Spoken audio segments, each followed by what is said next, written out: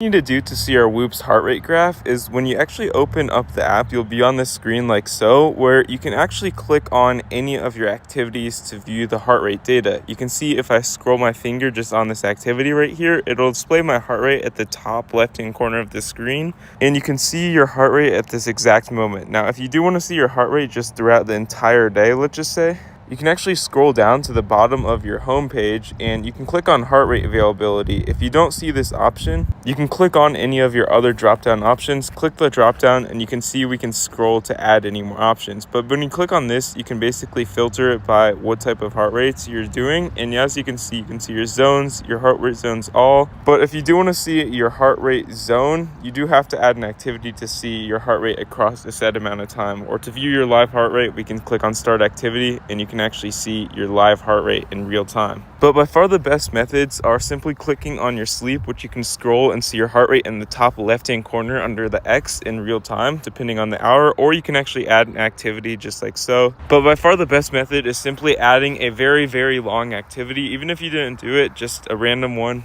you can delete it later if you want to, but you set it and you can actually view your heart rate data when we click on this new activity. And as you can see, we can just scroll through this and see our live heart rate.